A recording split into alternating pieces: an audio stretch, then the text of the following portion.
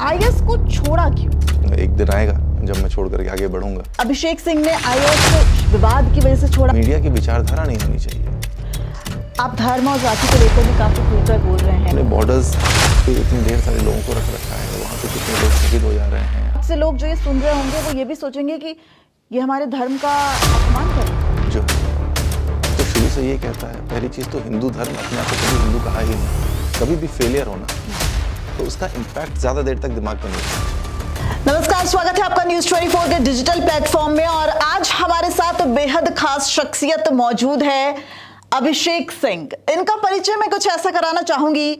IAS, actor, social entrepreneur, times 40 under 40 में शामिल और साथ ही साथ एक ऐसा इंसान जो हर मुद्दे पर अपने स्वतंत्र विचार रखता है और काफी हद तक प्रभावित भी करता है। मैं तो काफी हद तक प्रभावित हो गई हूँ। Welcome on news 24 sir. सबसे पहला सवाल, आप इतनी पब्लिसिटी, इतनी फॉलोइंग, मुझे ऐसा लग ही नहीं रहा कि आप आईएएस के लिए बने थे, क्योंकि पॉलिसी मेकिंग, हर मुद्दे पर आप खुलकर बोल रहे हैं। आईएएस क्यों? आईएएस एक जीवन का बहुत महत्वपूर्ण पड़ाव था। बहुत कुछ सीखने को मिला। मैं तो सबसे कहूँगा कि सबको एक बार आईएएस ज़रूर बनना चाहिए, क्योंकि इतना कुछ एक्सपोजर आपको इतनी कम उम्र में मिलता है, इतनी जिम्मेदारियां निभाने का मौका मिलता है, इतने लोगों से आपको मुलाकात होती है, इतने मुद्दों के बारे में पता चलता है, तो आपका व्यक्तित्व बहुत निखरता है। लेकिन जो कहते हैं कि 18 घंटे की पढ़ाई, अभी भी बहुत सारे छात्र, लाखों छात्र जो सुन रहे होंगे, आप जिनके कहा जा सकता है आइकन होंगे, वो ये सोच रहे होंगे कि आईएएस बनना तो हमारे जीवन का सपना है, लेकिन आईएएस के बाद आप एक्टर, और अब जिस तरीके से आपकी एक अलग ही इमेज बिल्डिंग मैं देख रही हूँ, तो आईएएस को छोड़ा क्यों? मैंने जब से होश संभाला है तब से मैंने सोचा है कि ज़िंदगी में बहुत कुछ करना है। तो आईएएस में कुछ दिन में रहा, उसके बाद फिर मेरा मन था कि मैं अभिनय के क्षेत्र में कुछ करूं, कला के क्षेत्र में करूं, फिर समाज से जुड़ूं, समाज के लिए कुछ करूं। फिलैंथ्रोपिकल वर्क्स मैं करता रहता हूं, तो इसलिए मैंने सोचा कि कुछ अब छोड़ करके अच्छी तरह से किया जाए। मैंने जो आपके बारे में सुना कि 2010 के आप आईएएस रहे हैं, पापा ने कहा कि आईएएस लो, तो आपने आईएएस लिया। तो जब आईएएस को छोड़ा 2011 में, जो त्यागपत्र दिया भारतीय प्रशासनिक सेवा से, दर्द हुआ? नहीं, भावुक मोमेंट था ज़रूर, क्योंकि आप आइडेंटिटी जो है मेरी आज की तारीख में, तो वो आईएएस से ही है। इसके अलावा मैंने कुछ किसी और क्षेत्र में कुछ ज़्यादा किया नहीं है कि लोग मुझे जाने, तो ऑब्वियसली बहुत बड़ी चीज़ थी मेरे लिए छोड़ना, और बहुत बड़ा रिस्क है। मुझे नहीं पता मैं आगे कुछ कर पाऊँगा या नहीं कर पाऊँगा, तो आगे घर कैसे चलेगा मुझे नहीं पता, बट दिल में जुनून था और चाहत थी और उम्मीद है कि बहुत कुछ कर लूँगा ज़िंदगी में, तो ये सोच करके मैंने छोड़ दिया।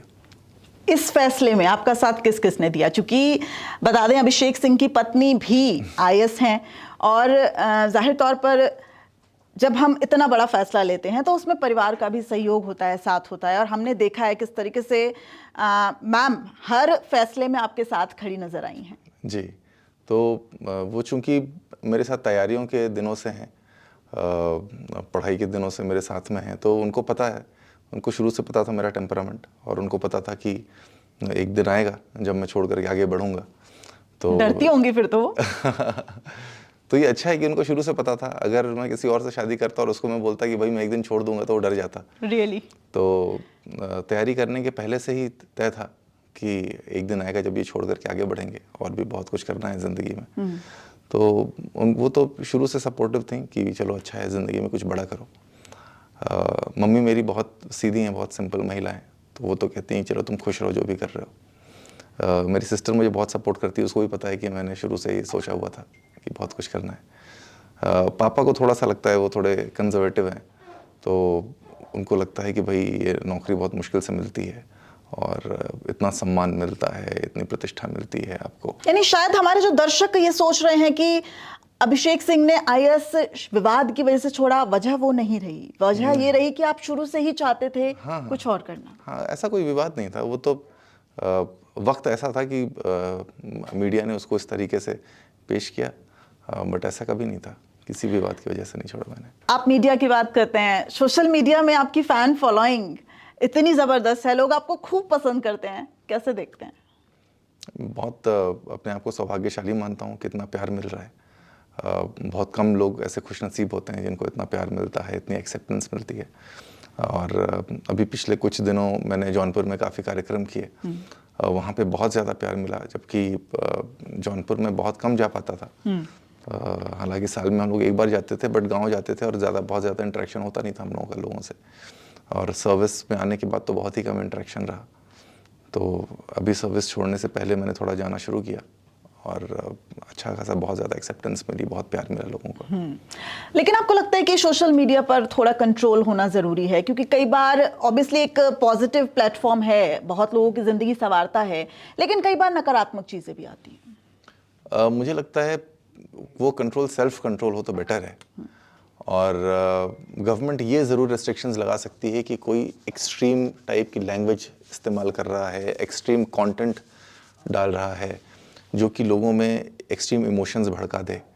अब चूंकि आजकल डीप फेक टेक्नोलॉजी आ गई है, तो उससे आप कई ऐसी चीज़ें क्रिएट कर सकते हो जो कि वास्तविकता में है ही नहीं, और लोगों की भावनाओं को आहत कर सकते हो।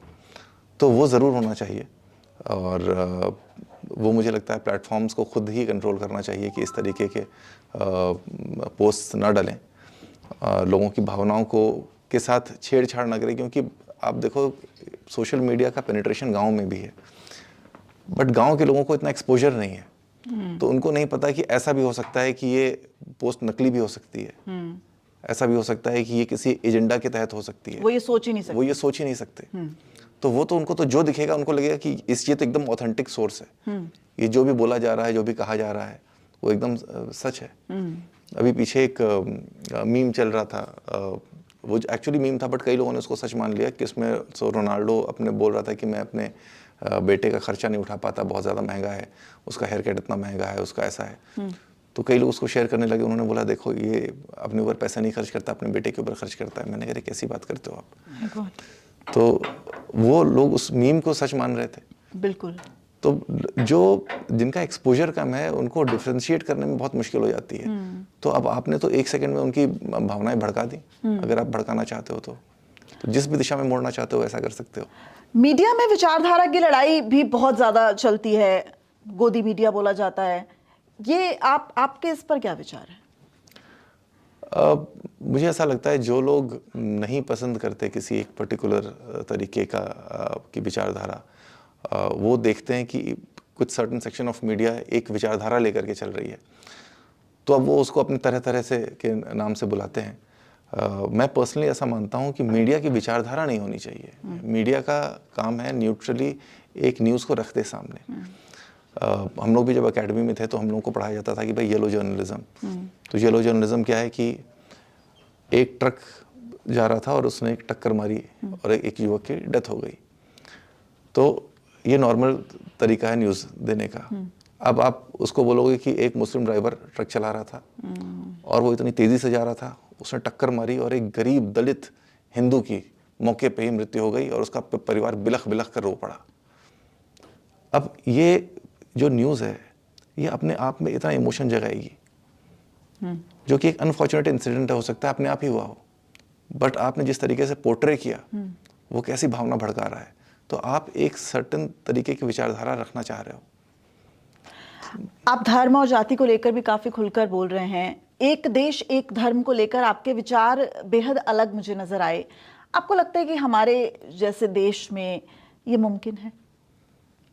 मैं तो दुनिया की बात कर रहा हूँ कि दुनिया में ऐसा होना चाहिए, और मुझे नहीं पता कितने सालों बाद ऐसा होगा, बट अगर ऐसा हो जाए तो इससे अच्छी कोई बात नहीं है। क्योंकि इतने ज़्यादा रिसोर्स वेस्ट होते हैं, इतने 192 कंट्रीज़ हैं दुनिया में, हर एक की अपनी सेना है। अब आपने बॉर्डर्स पे इतनी ढेर सारे लोगों को रख रखा है, वहाँ पे कितने लोग शहीद हो जा रहे हैं हर साल, कितने लोग किसी प्राकृतिक आपदा का शिकार हो जा रहे हैं। आप किसको किससे डिफेंड कर रहे हो? आप सिर्फ अगर लॉ एंड ऑर्डर स्ट्रॉन्ग करो सोसाइटी में, आपका बेसिक मकसद क्या है? बेसिक मकसद होना चाहिए कि हर एक इंसान एक अच्छी ज़िंदगी जी सके, वो चाहे किसी भी कंट्री का सिटीज़न हो। ये बेसिक ह्यूमन राइट्स हैं, उनको आप जितना एनहांस कर सको, जितना और अच्छा कर सको, वो आपकी गवर्नमेंट आपको करना चाहिए। अब बट उसमें क्या है कि हम बॉर्डर्स को प्रोटेक्ट कर रहे हैं। अब अगर ऐसा कोई सिस्टम बने जिसमें कि सिर्फ एक ही नेशनैलिटी हो, तो उसमें सारी गवर्नमेंट्स जो छोटी छोटी स्टेट की गवर्नमेंट्स बन जाएंगी, वो अपने यहाँ के लॉ एंड ऑर्डर को प्रोटेक्ट करें, अपने यहाँ के लॉ एंड ऑर्डर देखें कि भाई उनका लॉ एंड ऑर्डर स्ट्रांग रहे, तो वहाँ पे कोई एंटी सोशल एलिमेंट्स ना रहें, उनको हम एलिमिनेट कर दें, तो हमें ये ज़रूरत नहीं पड़ेगी, फिर हमें वीज़ा की ज़रूरत नहीं पड़ेगी। और जब देश की आइडेंटिटीज़ ख़त्म हो जाएंगी तो फिर इसकी ज़रूरत नहीं पड़ेगी कि पाकिस्तान मुर्दाबाद, चीन मुर्दाबाद, ये सब बोलने की ज़रूरत नहीं पड़ेगी। तो ये जो जिन चीज़ों में आपकी एनर्जी ख़त्म हो रही है, वो छोड़ करके आप एक दूसरे की ज़िंदगी बेहतर बनाओगे। आप सोचो अगर इतने ढेर सारे लोग मिल करके सिर्फ हम अपनी ज़िंदगी को बेहतर बनाना शुरू कर दें, तो कहाँ से कहाँ तक पहुँच जाएंगे। लेकिन सर्वधर्म संपन्न देश भी कहा जाता है। आप हालांकि दुनिया की बात कर रहे हैं, बेहद सकारात्मक सोच है आपकी, लेकिन शायद बहुत से लोग जो ये सुन रहे होंगे वो ये भी सोचेंगे कि ये हमारे धर्म का अपमान कर रहा है। देखिए, जो बाकी धर्मों का तो मैं नहीं कह सकता, लेकिन हिंदू धर्म जो है वो तो शुरू से ये कहता है। पहली चीज़ तो हिंदू धर्म अपने आप को कभी हिंदू कहा ही नहीं, उसने कभी नहीं कहा कि हम हिंदू हैं। ये तो लोगों ने कह दिया कि भाई ये आप लोग जो है आपको हिंदू कहा जाता है। और हमने तो हमेशा ही लोगों को अपनाया, हमने तो जो भी धर्म आए हम तो सबको अपनाते चले गए। और हम तो हमेशा कहते हैं वसुधैव कुटुंबकम, तो ये हमारी संस्कृति है। अब इसको लोगों ने धर्म का नाम दे दिया। हम इस संस्कृति, इस विचारधारा के थे, अब धीरे धीरे उसको धर्म का नाम दे दिया, और उसके बाद फिर धर्म की एक अलग आइडेंटिटी बन गई। फिर हमें हिंदू कहा जाने लगा। फिर लोग कहने लगे कि भाई हिंदुओं को कोई अटैक कर रहा है, कोई कुछ बोल रहा है, कोई कुछ बोल रहा है। तो ये सब करके अपने पॉलिटिकल बेनिफिट्स के लिए अलग अलग लोगों ने अलग अलग बातें शुरू करी। बट इससे जनता का एज अ होल तो विकास नहीं हुआ ना। एक इंसान को एक अच्छी ज़िंदगी चाहिए, अपने परिवार के साथ जाए, खुशी से रहे, और जो बेस्ट पॉसिबल चीज़ें हैं इस दुनिया में वो उनकी फैसिलिटी ले सके। धर्म के नाम पे जो राजनीति होती है उस पर आपका क्या कहना है? धर्म को जो है वो कहीं ना कहीं आधार बनाकर और उस पर वोट बैंक की पॉलिटिक्स खेली जा रही है, आप मानते हैं इस बात को? बिल्कुल मैं मानता हूँ। मैं देखता हूँ कि इतना ज़्यादा धर्म का हवा बनाया गया है।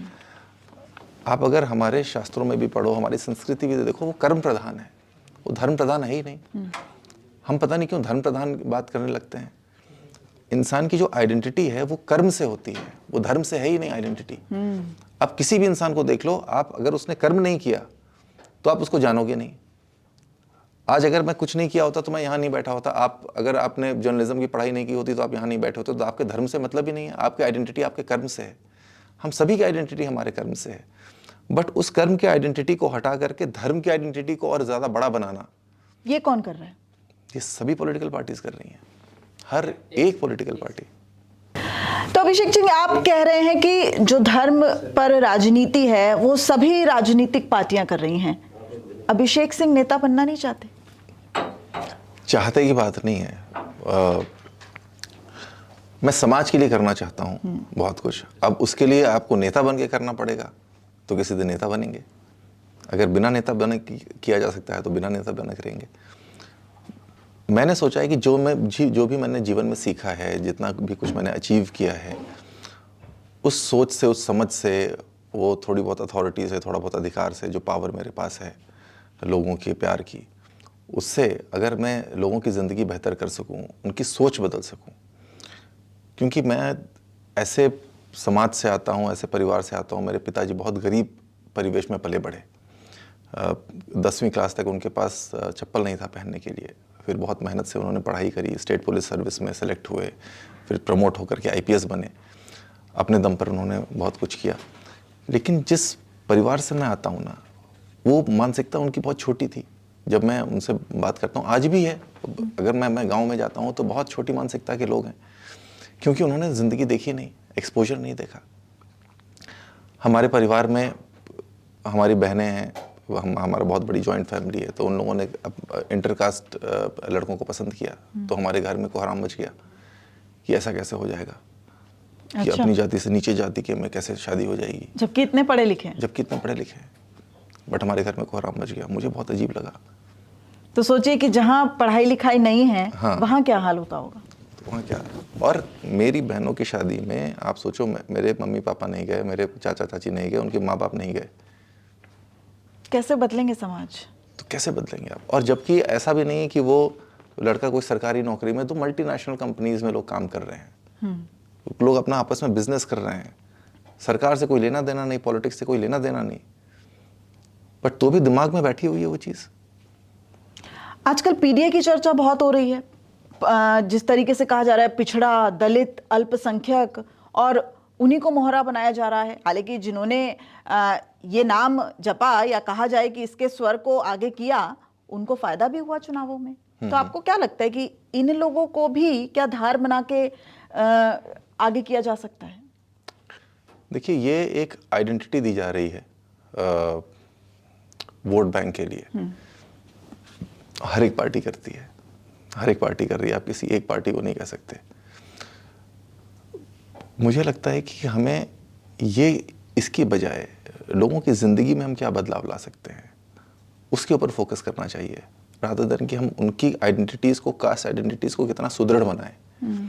किसी की कास्ट को, उसको इतना ज़्यादा सुदृढ़ बनाने में, उसको इतना ज़्यादा उसके दिमाग में डालने में कि तुम यही हो, तुम अगर सवर्ण हो तो तुम सवर्ण हो, तुम ठाकुर हो तो तुम ठाकुर हो, तुम ब्राह्मण हो तो तुम ब्राह्मण हो, तुम दलित हो तो तुम दलित हो, तुम यादव हो तो तुम यादव हो, ये करके क्या मिलेगा। बट सारी पॉलिटिकल पार्टीज ऐसे ही करती हैं क्योंकि वो चाहती नहीं कि ये चीज़ चली जाए। अगर ये चली जाएगी, मुद्दों की राजनीति होगी, तो मुद्दों की राजनीति करना बहुत कम लोगों को आता है। फिर आपको मेहनत बहुत ज़्यादा करनी पड़ेगी ग्राउंड पे। वो मेहनत करने से सब बचना चाहते हैं। तो सब चाहते हैं कि भाई बहुत आराम से हम इनके समाज के 2-4 लीडरों को पकड़ें, उनको बोलें कि जी आपको उस दिन लेकर के सबको आना है, वोट डालना है। कुछ हम 3-4 स्टेटमेंट ऐसा मारें जिससे कि ये लोग खुश हो जाएं, और उसके बाद फिर हम इनका वोट ले लें। भ्रष्टाचार को लेकर आपकी क्या सोच? आपको लगता है कि पिछले कुछ सालों में कुछ बदलाव आया है? क्योंकि जब प्रधानमंत्री नरेंद्र मोदी आए तो उन्होंने कहा कि मैं ना खाऊंगा ना खाने दूंगा। आपको लगता है कि उसी धर्रे पर अभी चल रहे हैं हम? मैं मोदी जी के ऊपर कमेंट नहीं करना चाहता, बट ये मैं ज़रूर कहता हूँ कि पॉलिटिक्स एज अ होल पिछले कुछ वर्षों में सब लोगों ने अपनी इमेज को बहुत क्लीन करने की कोशिश की है। तो भ्रष्टाचार हैज़ बिकम अनएक्सेप्टेबल। तो पहले की जो पार्टीज थी, पिछले 10 वर्षों 15 वर्षों पहले जितना भ्रष्टाचार के ऊपर था, पिछले 10 वर्षों में जितना अभियान चला है भ्रष्टाचार के खिलाफ, चाहे हर एक पार्टी, चाहे बीजेपी हो, चाहे आम आदमी पार्टी हो, सब लोगों ने, चाहे ऑपोजिशन कांग्रेस भी हो, वो भी भ्रष्टाचार के खिलाफ बोलती है। तो सब लोगों ने भ्रष्टाचार को इतना बड़ा मुद्दा बनाया है।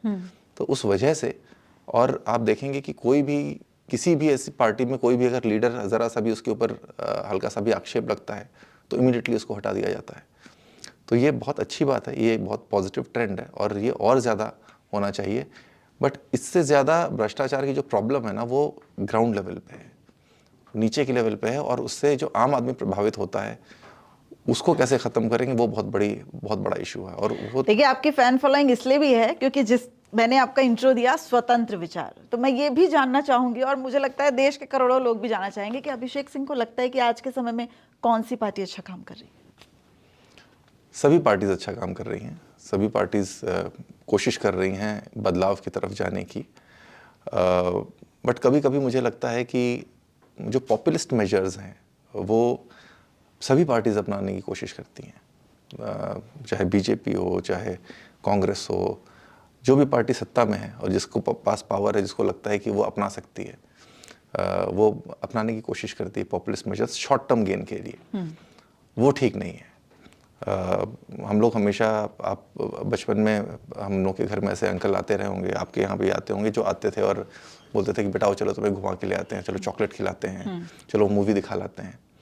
और ऐसे अंकल भी आते थे जो आते ही सबसे पहले बोलते थे, अरे भाई साहब ये बहुत खेल रहे हैं बच्चे, इनका ज़रा होमवर्क चेक करते कि नहीं आप, अब इनका 10th आ गया है, पढ़ाई वढ़ाई की, चलो इधर आओ बेटा, 9th क्लास में कितने % आए तुम्हारे, अब क्या करोगे बोर्ड में, चलो दिखाओ केमिस्ट्री में क्या है, पीरियोडिक टेबल आती है कि नहीं, चलो टेबल पढ़ाओ। तो हमें उनके ऊपर बहुत गुस्सा आता था कि अरे कहाँ से आ गए, और आज भी गुस्सा आता है।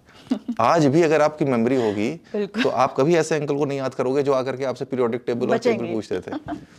आज भी आप उन्हीं अंकल को याद करोगे जो आते थे और आइसक्रीम खिला देते थे बिना पूछे मत कि तुम कौन सी क्लास में हो, तुमने क्या पढ़ाई की है, कल तुम्हारा होमवर्क पूरा हुआ है कि नहीं, कल तुम्हें स्कूल जाओगे कि नहीं, कल तुम्हारा स्कूल छूट जाए तो भी कोई फर्क नहीं पड़ता। बट हमें वही अंकल पसंद है आज तक। तो ऐसी ही पॉलिटिकल पार्टीज है, वो भी वैसा ही अंकल बनना चाहती हैं कि हमें तुम्हें पूछना नहीं कि तुम आगे बढ़ रहे हो नहीं बढ़ रहे हो, मेरे को कोई लेना देना नहीं, तुम ये आइसक्रीम खाओ, हमें वोट दो, तुम अपने रास्ते हम अपने रास्ते। हर मुद्दे पे तो बात कर ली, लेकिन चूंकि आपको संगीत और अभिनय का शौक है और आईएएस से जो आपका सफर रहा एक एक्टर के रूप में, वो भी मैं जानना चाहूंगी संक्षेप में कि ये कैसा सफर था, आगे आने वाले समय में कौन कौन से प्रोजेक्ट्स हैं जिसमें हम देख पाएंगे आपको? बहुत अच्छा सफ़र रहा। मैंने काफ़ी बड़े बड़े लोगों के साथ में काम किया। बी प्राक जी के साथ में काम किया, जुबिन नौटियाल जी के साथ में, हार्डी संधू जी, बादशाह जी, इन सब के साथ में काम किया। और अभी एक फ़िल्म आने वाली है मेरी जिसमें राइमा सेन है और मैं हूँ। वो सिटीजनशिप अमेंडमेंट एक्ट के ऊपर है। अच्छा। तो वो अभी बहुत जल्दी रिलीज़ करेंगे हम। मतलब अब आप मुद्दों पर मूवीज कर रहे हैं, जाहिर तौर पर बहुत खास मुद्दा है और ऐसा मुद्दा है जो हर कोई इसको देखना चाहेगा। थोड़ा सा बताइए इस फिल्म के बारे में। तो ये फिल्म है 1946 के टाइम की। तो 16 अगस्त 1946 को मुस्लिम लीग ने एक कॉल दी थी कि भाई हमें एक अलग देश बनाना है धर्म के नाम पे, मजहब के नाम पे। तो भारत रेडी नहीं था। उन्होंने कहा कि जी धर्म के नाम पे कैसे बन सकता है। अच्छा। तो उन्होंने कहा कि भाई 16 अगस्त 1946 को हम पूरा भारत बंद करेंगे, उसको डायरेक्ट एक्शन डे कहा जाएगा और उस दिन हम अपनी ताकत दिखाएंगे कि हम भारत बंद कर सकते हैं या नहीं, और जो नहीं बंद करेगा फिर उससे ज़बरदस्ती बंद करवाएंगे। तो उस दिन बहुत मारकाट हुई थी। तो उसके ऊपर ये फिल्म है और उसके बाद से लेकर के अभी तक के क्या क्या घटनाएं घटी, और जब सिटीजनशिप अमेंडमेंट एक्ट आया तो लोगों के व्यक्तिगत जीवन में क्या बदलाव आया है, तो ये उन सारे मुद्दों को टच करती है। तो जब आप बॉलीवुड में गए होंगे तो लोगों ने आपको कैसे देखा? क्योंकि एक आईएएस अधिकारी जब वो राह पकड़ता है तो जाहिर तौर पर बहुत सीरियसनेस, और लोगों को लगता है कि ये तो बहुत जानकार है, इससे तो बहुत संभल के बात करनी पड़ेगी। कुछ ऐसा वाला कोई किस्सा? वैसा रहता है। तो लोग हमसे जनरली पॉलिटिकल डिस्कशंस बहुत करते हैं और गवर्नमेंट के बारे में बहुत पूछते हैं। तो उनको बहुत मज़ा आता है सुनने में गवर्नमेंट की किस्से कहानियाँ। अंत में मैं चाहूंगी कि आप, चूंकि इस वक्त देश के बहुत सारे ऐसे छात्र हैं, चूंकि पेपर लीक का मसला भी इस वक्त चल रहा है, नीट पेपर लीक को लेकर 24 लाख अभ्यर्थी जो हैं वो एक कंफ्यूजन की स्थिति में हैं, उन छात्रों से कोई संदेश देना चाहेंगे या देश के तमाम छात्रों को क्या कुछ संदेश देना चाहेंगे? मैं ये कहना चाहूँगा छात्रों से कि जो नीट का जो एग्ज़ाम रद्द हुआ ये बहुत अनफॉर्चुनेट है, ऐसा नहीं होना चाहिए। और अब चूंकि हो चुका है तो अब हम कुछ कर नहीं सकते उसमें, लेकिन आप पूरी मेहनत से आप आगे बढ़िए और दिल छोटा मत करिए। ऐसी बहुत से ऑब्स्टेकल्स आते रहेंगे ज़िंदगी में, बट हमें कभी दिल छोटा नहीं करना है। और कभी भी फेलियर होना तो उसका इम्पैक्ट ज़्यादा देर तक दिमाग पे नहीं रहना चाहिए। इमीडिएटली बाउंस बैक करो आप। जितना लंबा उसका इम्पैक्ट आप रखोगे उतना ही ज़्यादा आप अपना टाइम वेस्ट करोगे, अपनी एनर्जी वेस्ट करोगे, अपने इमोशन वेस्ट करोगे। कुछ चीज़ें जो हो चुकी हैं वो हो चुकी हैं, अब आगे क्या करना है वो सोचने पे आप ज़्यादा समय लगाओ, ना कि रोने पे या दुखी होने पे या लोगों से अपना दुख शेयर करने पे या लोगों की सहानुभूति लेने में। क्या करना है वो मुझे लगता है कि नहीं, आपको उस पर वक्त नहीं ज़ाया करना चाहिए। और यूथ में ना बहुत एनर्जी है, बहुत ताकत है, बहुत शक्ति है, बहुत ऊर्जा है। अगर उसको हमने सही दिशा में चैनलाइज कर लिया, ये जो वक्त होता है ना जब आप जवान होते हो, आपके हार्मोन्स इतने स्ट्रांग होते हैं, आपकी बॉडी इतनी स्ट्रांग होती है, तो उस टाइम पे ना अगर आपने सही दिशा में अपने जीवन को ले लिया तो फिर पूरी ज़िंदगी बढ़िया है, पूरी ज़िंदगी अच्छे से कटेगी। बट अगर आप गलत दिशा आपने पकड़ ली, उस वक्त आपने अपने आप के ऊपर काम नहीं किया, अपने आप को तराशा नहीं, अपने आप को निखारा नहीं, तो फिर आगे की राह बहुत मुश्किल हो जाती है। तो तराशिए, निखारिए और बाउंस बैक जरूर कीजिए, क्योंकि ये हम नहीं कह रहे हैं, एक ऐसा शख्स कह रहा है जिसने अपने आप को प्रूफ कर दिया है। देखते रहिए News 24 का डिजिटल प्लेटफॉर्म। तब तक हमें दीजिए इजाजत। बहुत बहुत शुक्रिया।